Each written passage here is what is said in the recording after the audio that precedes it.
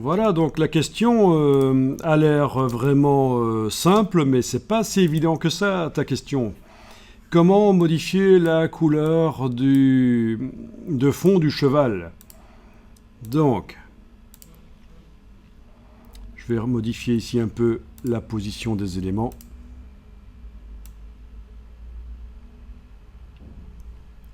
Ah tiens, bien sûr le motif ne suit pas quand j'essaye de bouger le mot fresh, donc je vais d'abord mettre tout ça dans un groupe.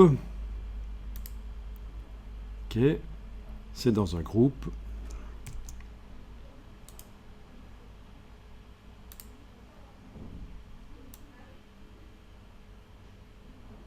Ok, je vais mettre là. Donc, la couleur du cheval qui est dans ce groupe du dessous ici. Oui, si j'enlève l'œil en face du motif, je vois la couleur du cheval qu'on avait rempli tout à l'heure. Et la question c'est comment modifier la couleur? Ben, c'est pas si évident que ça de pouvoir répondre comment modifier la couleur du cheval là. Donc, deux solutions. Soit image, réglage, teinte, saturation, en ayant donc le calque du cheval activé, bien sûr. Et j'ai enlevé l'œil en face du motif du dessus. Et on balance la couleur sur la roue chromatique avec le curseur teinte. Et ça ne marche pas parce que il est en train de ramer ou quoi? Alors, il doit pouvoir me le faire. La teinte doit pouvoir changer. Ok, ça marche. Il faudrait peut-être que je réduise quand même la taille de ce fichier parce qu'il commence à être un peu lourd pour l'ordinateur ici. Donc ça, c'est une solution, le curseur teinte, mais c'est assez limité. Si on veut vraiment pouvoir mettre la couleur, toute la couleur qu'on veut, c'est assez limité parce que, voilà, on ne fait que balancer la couleur sur la roue chromatique. Mais maintenant, si on coche coloriser, on va pouvoir mettre vraiment la couleur qu'on veut. On joue sur les curseurs, les trois curseurs, et ça devrait modifier la couleur. Je vais enlever l'œil en face des autres textes, parce que là, pour l'instant, voilà, ok, ça va peut-être marcher mieux comme ça, au niveau des performances. Donc, image, réglage, teinte, saturation, cocher la case colorisée. Ah ben voilà, ça va tout de suite plus vite avec les autres qui sont plus affichés. Voilà, et là, vous avez les trois curseurs et vous pouvez vraiment mettre la couleur que vous voulez.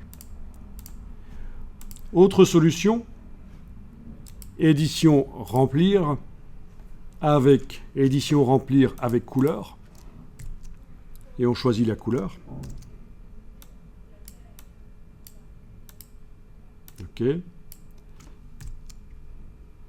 Celle-là, par exemple. Et si on coche la case « Conserver les zones transparentes », ce qui est transparent ne va pas subir le remplissage, alors que je n'ai fait aucune sélection. Ok. Et voilà, ça marche. C'est conserver les zones transparentes. Dans édition remplir. Donc c'est encore une autre solution pour changer la couleur.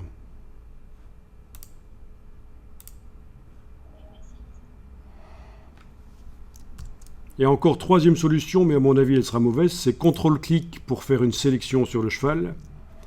Et à ce moment-là, même avec le pinceau, je peux aller choisir une couleur.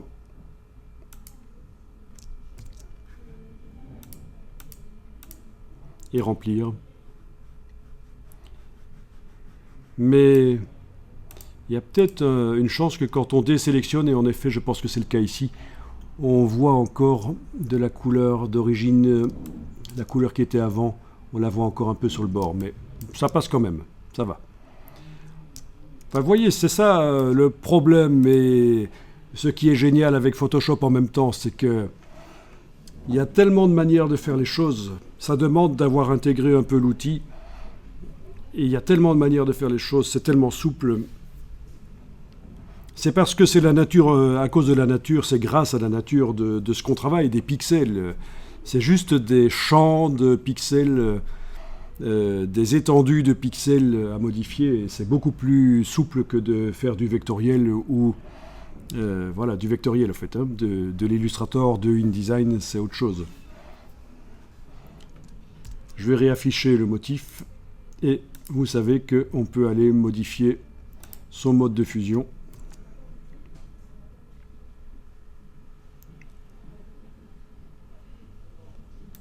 Voilà. N'importe quoi, mais enfin techniquement vous voyez que ça marche. Ok, je vais enregistrer ça comme version alternative pour ceux qui veulent, pour qu'ils puissent voir.